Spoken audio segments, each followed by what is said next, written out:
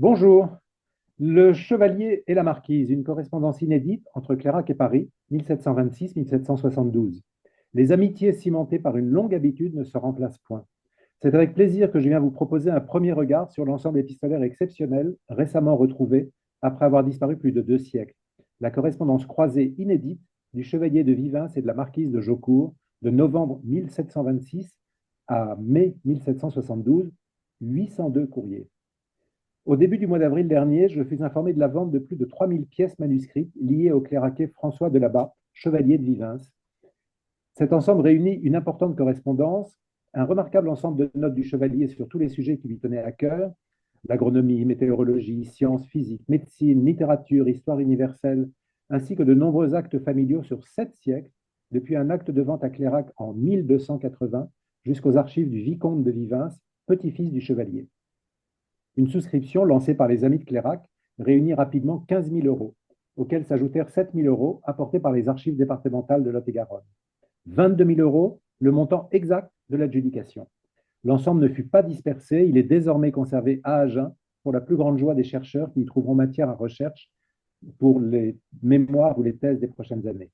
Une de ces richesses est la correspondance du chevalier de Vivens et de la marquise de Jaucourt, souvent hebdomadaire, pendant 46 ans, près d'un demi-siècle. Mais qui sont nos interlocuteurs?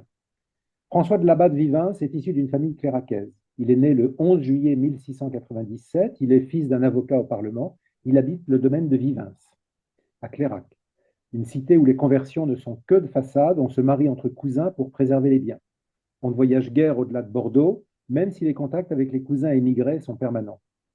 Après des études au collège de Guyenne, François de Labat finit sa formation en Angleterre pour toucher la succession d'un de ses parents. Boudon de Saint-Amand, qui avait une profonde admiration pour son aîné, précise que ce voyage dura 6 ans, entre la Hollande et l'Angleterre. Puis un séjour à Paris, où il fréquente Dorthouz de Méran, complète ce parcours. De son mariage avec sa cousine Marie de Massac, il a 2 fils et une fille. Il est le cousin de Jeanne de Lartigue, l'épouse de Montesquieu. Une parenté et un voisinage, car le domaine de Vivens où habite le chevalier est pour moitié la propriété de son frère, chez qui il demeure, et pour moitié celle de Jeanne de Lartigue. Il y reste jusqu'à son déménagement vers 1755 à Bari, à proximité de Vivens. Il va parfois à Bordeaux, dont il intègre l'Académie en 1742, un cénacle auquel il fera nommer Voltaire en 1746. Mais sa foi huguenote lui ferme la porte de l'Académie des sciences de Paris. Sa correspondante, la marquise de Jaucourt, est née Suzanne de Vivant de Launay, le 11 novembre 1702. Elle est la fille unique de Jean de Vivant. Elle descend de la meilleure noblesse agenaise. Suzanne est dame de Noailhac, près de Pennes d'Agenais, et de Saint-Christau, près de Tonneins, où elle est née. Elle décède à Paris en 1772. En 1726, elle épouse Pierre-Antoine de Jaucourt, plus tard marquis de Chantôme. Par son mariage, elle apporte une dot importante. Elle accède à une vie intellectuelle de qualité. En effet, son beau-frère, Louis de Jaucourt, est le troisième homme de l'encyclopédie aux côtés de Diderot et d'Alembert. Après avoir habité rue du Bac, elle s'installe en 1739 dans le bel hôtel de Noailhac, 88 rue de Grenelle, au cœur le plus huppé du faubourg Saint-Germain. L'hôtel a été acheté par son père en 1712. Dans un article publié en 1853 par la Société historique du protestantisme français, on peut lire qu'on l'appelait à l'époque la maison des Huguenots. Au début de son mariage, elle passe plusieurs mois par an à Brinon, propriété des Jaucourt, dans la Nièvre. En 1739, le couple achète le château et le marquisat de Chantôme, aujourd'hui disparu, près de Beaugency, sur les bords de la Loire. Elle possède des vignes à Barsac et des maisons à Bordeaux, dont elle évoque parfois la vente. Ainsi, nous avons face à face un nobliau et une authentique aristocrate, un gentilhomme campagnard et une Parisienne, d'origine agenaise, certes, dont l'univers est le faubourg Saint-Germain. Un homme dont les fréquentations sont en Guyenne, même s'il peut s'agir de Montesquieu ou de la duchesse d'Aiguillon, et une femme qui fréquente la cour. Un homme à la fortune modeste et une riche propriétaire terrienne. Et pourtant, le lien entre eux est d'une force unique. L'intimité de leur correspondance aussi sincère que profonde. En décembre 1746, elle écrit « Les amitiés cimentées par une longue habitude ne se remplacent point. Vous êtes ma plus ancienne connaissance et le premier qui ait daigné me parler raison. Il m'en souvient toujours. » Alors, quelle était l'origine de leur proximité qui frappait déjà leurs contemporains? Leur correspondance était connue de leur vivant. Amants, rien ne le prouve à la lecture des échanges, dans lesquels ils ne s'appellent que Madame et Monsieur, sans écrire une seule fois leur prénom. Parents, François comme Suzanne, effectivement, comptent parmi leurs ancêtres des Cap-Verts, un patronyme cléraqué. À aucun moment, ils n'usent de la formule fréquente à l'époque de mon cousin, ma cousine. Un dernier point peut poser question, la proximité de leur blason. Celui des Labat de Vivens est d'azur au lion rampant d'or au chef de 3 étoiles. Celui des Vivants de Launay est d'or au lion rampant de gueule. Seules les couleurs diffèrent, ainsi que les 3 étoiles des Vivens. Je vous propose maintenant d'examiner de manière plus approfondie la correspondance et son histoire. 46 années, donc je vous le disais, de correspondance hebdomadaire, croisée, en théorie 2300 semaines, 4600 lettres. Jusqu'en avril dernier, nous n'en connaissions que 4 conservées aux archives nationales, 802 aujourd'hui. En 1829, Boudon de Saint-Amand écrivait « Ces lettres n'existent plus. Les enfants de Madame de Jaucourt ayant perdu leur mère renvoyèrent à Monsieur de Vivens toutes celles qu'elle avait reçues de lui, et après la mort de ce dernier, l'entier recueil fut sacrifié. » Le fonds Jaucourt, aux archives nationales, conserve un courrier du 6 avril 1846 du petit-fils du chevalier au petit-fils de la marquise. J'ai voulu faire dans les papiers de ma famille toutes les recherches J'ai voulu faire dans les papiers de ma famille toutes les recherches qui pouvaient me procurer les documents que vous me demandez. J'ai le regret de vous dire que jusqu'ici, ces recherches ont été infructueuses. Mais la suite de la lettre est intéressante à plus d'un titre. À la mort de la marquise de Jaucourt, toutes les lettres que lui avait adressées mon grand-père lui furent renvoyées par votre famille. Il les réunit, à celle de Madame de Jaucourt, avec plusieurs écrits qu'il avait composés sur divers sujets et qui n'ont pas été imprimés. En 1793, au plus fort de la terreur, ma mère, déjà incarcérée et frémissant que le comité révolutionnaire ne trouva dans cette volumineuse collection de papiers plus ou moins aristocratiques auxquels étaient joints plusieurs actes de famille, donna l'ordre de tout brûler. Le descriptif fait par le vicomte correspond avec précision à l'achat d'avril 2024, des lettres, des écrits divers, des actes de famille. Mais les lots acquis comprenaient également nombre de documents et écrits personnels du vicomte. Alors, aurait-il retrouvé les archives de son grand-père après 1846 ou aurait-il raconté des sornettes à M. Jaucourt pour ne pas se séparer d'un trésor familial? À ce stade, il n'est pas possible d'en dire plus. Pendant près d'un demi-siècle, le chevalier écrit presque toujours sur le même papier. De son écriture, fine, lisible, il écrit un français que je qualifierais de moderne. Le vocabulaire, les tournures, la grammaire, l'orthographe, la ponctuation pourraient être les nôtres. Environ 80% de sa correspondance est datée avec précision, Vivens, ce jeudi 19 octobre 1752. La marquise, quant à elle, utilise différents papiers à lettres. Son cachet est celui des Jaucourt, ou le cachet double des vivants Jaucourt. Sa graphie n'est pas très stable, elle évolue au fil du temps. Son style n'est vraiment pas celui du chevalier. Les formules sont archaïques, l'orthographe est instable, la grammaire vacillante, la ponctuation aléatoire. À l'inverse du chevalier, elle est souvent imprécise sur la datation. Samedi soir, mardi 2. Jamais les courriers ne commencent ou ne s'achèvent par une formule de politesse. Aucun n'est signé. Dans l'un d'eux, la marquise rappelle que les formules sont des choses artificielles qui sont inutiles entre eux. Tous les thèmes sont abordés par nos épistoliers. La vie familiale, les affaires financières, les lectures, la vie politique, vie militaire, vie intellectuelle, vie de cour. La religion est également abordée par ces deux huguenots, mais le plus souvent de manière détournée, même si l'un comme l'autre fréquente les prélats. Le chevalier est en relation suivie, par exemple, avec les évêques d'Agen ou les abbés italiens de Clérac. Un trait dominant de la correspondance est la réflexion des épistoliers sur celle-ci. Il s'agit pour eux d'une gazette plus que d'une correspondance. Ils emploient le terme. Nous y rencontrons la crainte de n'avoir rien d'intéressant à écrire, l'inquiétude devant le trop grand nombre de nouvelles, la nécessité d'écrire, le souci de ne pas ennuyer son interlocuteur, le regret d'être moins intéressant ou moins intelligent, l'angoisse de laisser du papier blanc. Ainsi, je suis fâché, monsieur, de cette disette et d'être obligé de laisser un peu de papier blanc. Le même vide ne règne point dans mes sentiments pour vous. Leur correspondance est un objet à part entière dont chacun doit prendre soin, comme l'indique la marquise qui pense peut-être à la postérité. J'ai une impatience extrême d'avoir ce secrétaire dont je vous ai parlé pour rassembler vos lettres par ordre. Chaque année, les étrennes font l'objet de cadeaux pour apporter à Paris quelques gourmandises du pays préparées par les dames de Vivens. Ma belle-sœur vous prie très humblement d'accepter un petit baril de cuisse d'oie et mes nièces un caisson de fruits secs dans lesquels j'ai mis un peu de chaque espèce. Dans ces courriers apparaît la santé fragile du chevalier. Or, ma santé est fort dérangée, je ne puis écrire ni lire que quelques moments dans la journée. Mon médecin et moi sommes très embarrassés à trouver la cause de mon mal. Je suis pourtant presque persuadé qu'il y a quelque chose de dérangé dans ma poitrine, mais les douleurs que j'y sens me paraissent être précisément dans les nerfs. Il est hypocondriaque, il manque de confiance en soi, souvent misanthrope. J'ai lu quelque part qu'une forte amitié rendait misanthrope. Pour moi, j'ai grand peur de le devenir. Les hommes me sont devenus transparents, j'en suis très fâché. Ermite de la vallée du Lot, il s'emporte contre les savants des villes. Il faut convenir que vos savants des capitales et vos grands génies ne sont pas plus exempts de préjugés que le peuple qui les habite, à certains égards. La marquise est vive, elle est bavarde, elle est coquette, sa plume est alerte. Remarquablement informée, elle rencontre des mondanités parisiennes et des conflits européens dans lesquels la France est engagée. Elle est très, très au fait des combats. Elle utilise l'allusion avec brio. Ainsi, dans un courrier où elle décrit la mort de la duchesse de Châteauroux, elle laisse comprendre, sans l'écrire, que celle-ci était la maîtresse du roi.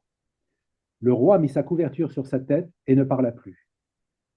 La réception de l'ambassadeur turc à Versailles en janvier 1742 est prétexte à moquer la coquetterie excessive des courtisanes. C'est demain jour d'audience à Versailles et le froid excessif n'empêche point les femmes d'y courir. Il n'y a plus de diamants sur les toilettes de Paris ni chez les joailliers. Tous sont à Versailles et ils seront demain dans la galerie. Les rhumes et les fluxions de poitrine pourraient bien s'y rencontrer aussi. Elle ne pourvoit pas seulement le chevalier en nouvelles ou en potins. Elle l'approvisionne en instruments scientifiques qu'il est en peine de trouver à Clairac. Parfois, elle les fait emballer dans des robes à la dernière mode pour les dames de Vivens. En juin 1733, elle l'avise de la prochaine arrivée d'un colis. Mais catastrophe, le colis arrive endommagé. Le chevalier. On ne m'a remis qu'avant-hier la boîte où étaient les robes, les bas-volets, les sphères, les coiffures, les globes. Et je ne sais point ce qui a brouillé tous ces gens-là, mais ils se sont battus en chemin. L'équateur en est bien endommagé, le zodiaque est aussi un peu maltraité. Enfin, il n'a tenu à rien que le monde n'ait été mis en pièces, et moi, comme le sage d'Horace, j'ai demeuré tranquille au milieu de ces ruines. Un déséquilibre existe pourtant dans leur correspondance, car le chevalier est souvent demandeur. Il est à Clairac, elle est à Paris. Il doit placer au mieux ses deux fils, elle a des relations. Il écrit et publie anonymement, elle connaît les réseaux littéraires. Il est un grand lecteur, elle peut acheter rapidement le dernier livre paru. Si elle vient parfois à Saint-Christo, à Noailllac ou même à Clairac, il séjourne aussi à Chantôme, sur les bords de la Loire. Alors la richesse des échanges m'oblige à ne sélectionner que quelques sujets. À tout seigneur, tout honneur, je commencerai par Montesquieu. Ils sont parents, mais la proximité n'empêche pas l'ironie. Je pourrais travailler plus utilement si j'entreprenais l'apologie des fermiers généraux contre M. de Montesquieu, mais je croirais prêcher contre le Saint-Esprit. Chaque nouveau livre de Montesquieu fait l'objet d'une lecture attentive. Ainsi, le Chevalier, à propos des considérations sur les causes de la grandeur des Romains, M. de Montesquieu n'aura pas besoin de faire pénitence pour son nouveau livre. Il y a des correctifs et par-ci par-là des pensées très édifiantes. Cela convenait dans un ouvrage de politique. Je vous en parle parce que je l'ai lu depuis 2 jours avec un très grand plaisir et il y a des choses excellentes.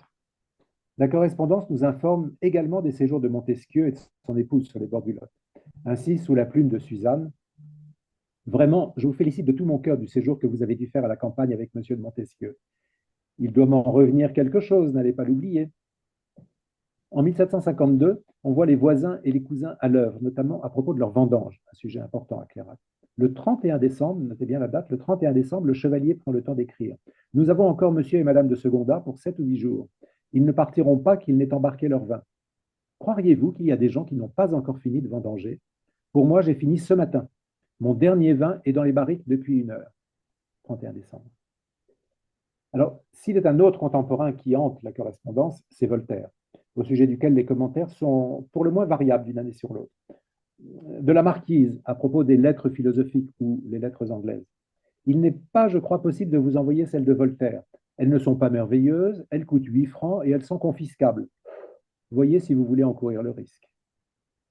En 1749, Vivens publie La nouvelle théorie du mouvement.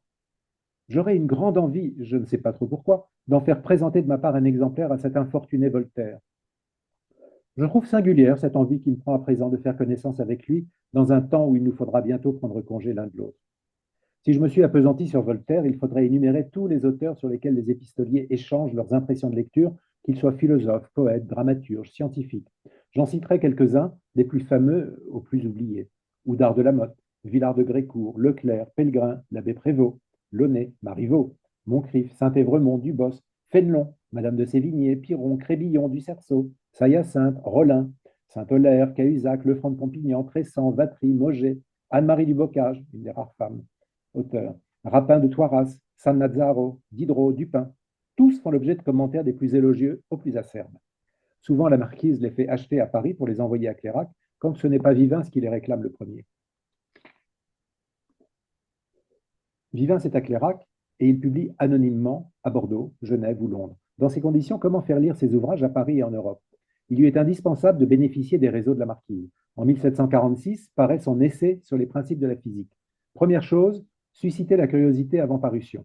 Ainsi, le 20 mars, vous me demandez, madame, de quoi traitera mon livre? Vous avez déjà vu qu'il y sera fait mention d'électricité. Il me semblait vous avoir dit ce qui m'avait déterminé à publier un ouvrage de cette espèce. C'est afin que tous ces cagots qui envoient des mémoires contre moi au ministre ne puissent faire aucune mauvaise impression. Quand le livre est paru, il faut penser aux recensions. Quand vous serez à Paris, madame, je prierai le chevalier de Jaucourt de se souvenir qu'il m'a promis quelques remarques sur mon livre. L'abbé de Vatry, le sieur Castel et les auteurs du Mercure français devaient aussi en donner une idée dans leurs journaux, mais je ne crois pas qu'ils y pensent. Quelques semaines plus tard, la marquise fait un état des lieux. Quand vos 2 exemplaires nous seront revenus, j'irai avec mon beau-frère les porter à M. de Réaumur. En 1749, le chevalier publie à Londres la nouvelle théorie du mouvement et la campagne de presse est relancée. Mon livre aura besoin de protection et dans le public et chez les libraires. Mon imprimeur est très lent, il n'y en a pas la moitié d'imprimés. Ou au printemps 1750, j'ai donné ordre à mon libraire de vous en adresser 6 exemplaires brochés par le carrosse. Je souhaite que Monsieur le Prince de Wurtemberg ne néglige pas de remettre à Monsieur de Maupertuis celui dont il veut bien se charger. Comme l'Académie de Berlin, dont il est président, embrasse la théorie de la physique, il se peut que mon livre pourrait être lu dans ce pays-là. Et la religion, comment ne pas l'évoquer, même si nos épistoliers restent prudents? Il s'agit d'allusions plus que des déclarations franches. Le 9 avril 1734, la marquise. Je vous donnerai à deviner avec qui j'ai passé la plus grande partie de mon temps depuis 15 jours. Avec d'honnêtes ecclésiastiques, comme des évêques, religieux, abbés, gens du clergé. Il faut bien aller selon son temps. Je n'en conserve pas moins mes erreurs, et plus je vois ces messieurs, plus elles augmentent. En 1741, une prise de voile au prieuré fontevraiste du Paravis, dont le compte-rendu lui est fait par Filippo Venuti, l'abbé de Clérac, le futur bibliothécaire de l'Académie de Bordeaux, ne manque pas de sel. Monsieur l'abbé Venuti, mon compagnon de voyage, qui était allé au paradis pour assister en qualité de parrain à la prise de voile de mademoiselle de Montastruc.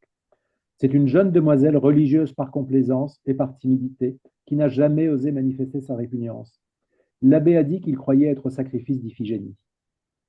En février 1749, la marquise met au même plan le carnaval, le carême et le rhinocéros exposé à la foire Saint-Germain. Le carnaval ne m'a pas plus fatigué que le carême. La Sainte Quarantaine se passe à peu près comme les autres jours qui la précèdent. On se rassemble pour les mêmes choses. En plus, on a les sermons du Père Neuville à entendre, les promenades à fréquenter dès le matin et le rhinocéros à voir. J'arrive de contempler cette énorme bête. L'électricité est un des sujets abordés compte tenu de la proximité du chevalier avec Jacques de Romas et ses essais sur le paratonnerre. Le sujet est vaste, il mériterait qu'on s'y attarde, ce que je ne vais pas faire ici. Une précision toutefois. Il est traditionnellement écrit que les expériences de Vivens et Romas se firent à Bari. Or, la lecture des courriers prouve qu'elles se firent à Vivens, où le chevalier habite jusqu'au milieu des années 50, plutôt qu'à Bari, où elles se poursuivront. La grande affaire de François de Labatte est son journal météorologique, aujourd'hui conservé à Agen. Plus de 30 ans de notations quotidiennes sur le climat, la pluie, les températures, le soleil, le vent, les maladies des hommes et des bêtes. Le sujet n'est pas abordé dans les lettres. Et l'éducation. L'éducation des jeunes gens est un sujet qui préoccupe en permanence François et Suzanne.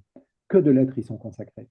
Leurs fils sont dirigés dès l'âge de 15 ans vers la carrière militaire pour laquelle l'entre-gens de la marquise doit leur trouver de belles positions. Mais elle ne peut s'empêcher de faire part de ses craintes. Ma couvée bat déjà des ailes et ne demande qu'à prendre son essor. Les bruits de guerre me font de la peine. On en parle fortement. Dans 2 mois, peut-être, un de mes petits se trouvera en relais. Mais savez-vous, je crains plus la garnison pour cette jeune tête que les coups de canon. Autre sujet permanent, la diffusion des innombrables mémoires que rédige le chevalier sur la culture et le commerce du tabac, de la vigne, des mûriers. La marquise les recommande, les transmet, les fait suivre, les soutient sans relâche, souvent sans effet. Me voici arrivé au terme de cette communication trop longue, trop rapide. Elle n'est qu'une porte ouverte sur un ensemble dont on peut commencer à mesurer aujourd'hui l'ampleur et la richesse. Je vous remercie.